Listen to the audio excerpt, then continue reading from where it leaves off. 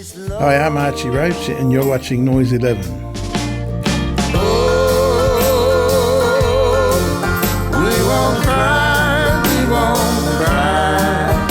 And we welcome into noise11.com, Archie Roach. Great to have you here, Archie. Yeah, thank you. And we're here to talk about the new album. Yep. And, this is the first album after some difficult time for you.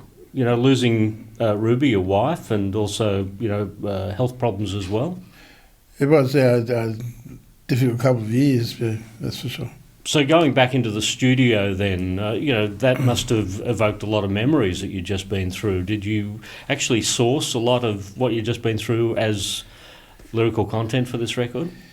Yeah, I think so, because, I wasn't really sure. I think this is an album that was a surprise for me. It just... I didn't think I was going to do another album after Ruby passed, And it was thinking about the last 3 years and how that's been and probably which direction we should take with another album. Yeah. So how are you feeling today? No, pretty good. Yeah, pretty good. It's good. Good to see you back in action. Yeah. So I guess with the new album Into the Bloodstream, has it sort of reconnected you with the career then? Yeah, it has. It's refreshed. I feel renewed, and also I feel a bit more free to sort of like express myself or experiment with other types of or genres, if for want of a better word, of music, really, just free to play what I want, and just play music for music's sake, I think, yeah. Well, I guess you've got a lot of stories to tell. It's an amazing life that you've had, been difficulties, and you've written about that a lot, going right back to when you were a kid leaving home with just a guitar. Yeah. It was literally like that, was it? That's how you walked out the door. Yeah, it was. I was playing guitar, with my foster parents, and I really loved it. I got a lot of pleasure out of just playing guitar and covering songs that you just heard songs on the hit parade, or the top 10 songs, or just records, old LPs that you listen to in 45s, So I just love to be able to do that, and so when I left, I made sure I had my guitar with me. So basically, just guitar and not many clothes, really. Yeah. And ended up in Sydney, I think, wasn't it? I ended up in Sydney after a year on from leaving home, and ended up in Sydney because that's where I'd heard that my family was, not knowing my Aboriginal family, but so I head to Sydney and just hung around Sydney for a little while. Yeah. And that's where you met Ruby. No, I actually met Ruby in Adelaide. Mm-hmm. That was another journey, another story. But she's from South Australia, and I met her in Adelaide, and we were both street kids at the time. Yeah. And she put you on the straight and narrow, though. Eventually, yes, she did. Yeah. She ironed you out. Yeah, that's right. Yeah. There's a great song on here about Ruby. That's right. The Ruby being South Australian, her people are what's known as the Nudgety people, the Nudgety people of the Murray River and the Coorong. And so the song is called Mulyawonk, and Mulyawonk is the water, is a river guardian, and so it's just a song where the Mulyawonk, or the river guardian, is calling Ruby back to the river. Mm-hmm. And when was that song written? It was. This song was actually written probably about 10 years ago, really. Mm-hmm. So we'd grab some songs from that I'd written a little while back, but never made it onto albums.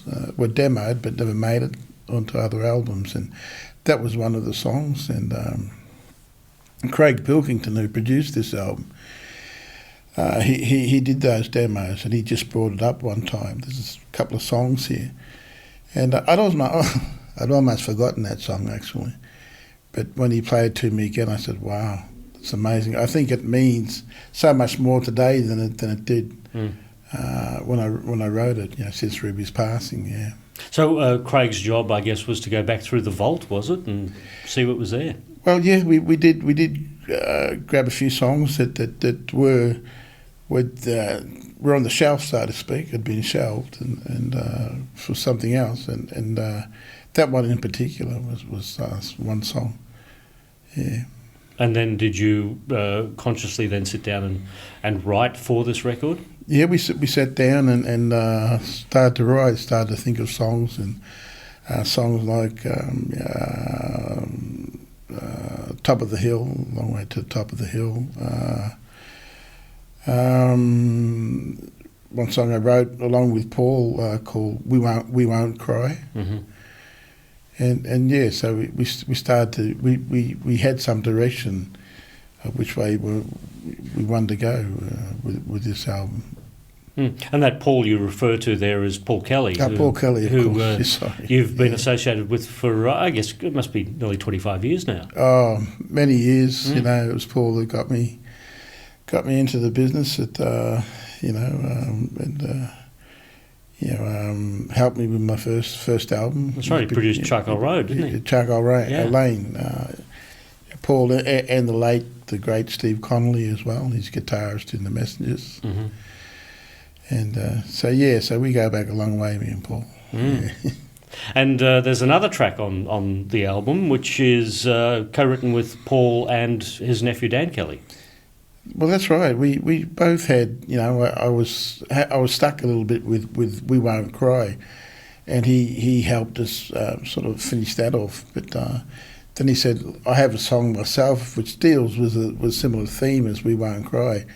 But someone's by your side, and he sang it, and I said, oh well, yeah. And he said, well, we said, if you want, you can use this song if you want, or if you don't. But we decided to use it. Yeah. In the cover notes, you talk about working with the pain on the record. Yeah. Tell us what you meant by that. Well, I think it's more like working through the pain. Sometimes, I think when I got sick, it had a lot to do with holding on to certain. When I mean pain, I mean, emotional and tragedy in your life that you've sort of like kept inside and managed. So, sometimes you can let go of some of that pain, and others it'll just be there forever. You can't really. So the best way is to work through it and deal with it. And actually I found that you can actually use it positively. And that's what this album is about. I channeled that pain, but trying to think about how to overcome, and deal with that pain in a more positive sense. And that's what this album I think talks about. Yeah. Well, I guess which brings us to the subject of Song to Sing, which because it's almost a gospel song, isn't it? It is. Well, that's what we. I think that's what we decided where we wanted to go with, sort of a gospel, a soul feel, and it's because gospel music was something that I love to listen to. Not so much for, I suppose, it was just about how you made you feel. It made me feel good, gospel music. I suppose it's like saying blues or jazz. Gospel is another genre. Yeah. There's another track on here that I'd like to talk about, Big Black Train. Yes. And that recalls Johnny Cash to me. Were you a Johnny Cash fan? Did you listen to him? Yeah, Johnny Cash. A big fan of Johnny Cash. I just loved his, his songs and how he sang, about, certain subjects. And Big Black Train, I think, I wanted to do a train song, but it came out the way it did. I don't know. I wasn't expecting to write that type of song about a train, more like a warning or a train you wouldn't really want to get on. Yeah. Mm. You've had a remarkable music career, toured the world. Mm-hmm. Yeah. Played with some greats, Bob Dylan. Amazing. I've been, you feel privileged. Playing, or opening on stage. Being the opening act for acts like Bob Dylan, Joan Armatrading. Oh gosh, With Patti Smith, no. Patti Smith, Tracy Chapman, others, Paul Cully, and it's just. I know you feel. I know you feel privileged that you're able to do that, and that people at least think that much of, or at least think of you when they're looking for someone to open for them on the opening act, and then it's you feel rather humble. Yeah. I guess when you're performing in Australia, you must be in somewhat of a comfort zone because the audience know you. What's it like when you're on the other side of the planet and you're looking out into an audience of people who've never seen you before? Yeah, so it's a little different, especially when you go to places where English isn't the first language, like in Europe or somewhere, and you. Because I like to talk about my music. Each song, before a song, I like to tell the story behind that song. And sometimes, it's just you're not really able to do that because they got very little English. So you've got to explain it as best you can with very little words and sing the song. So it can be a little different. But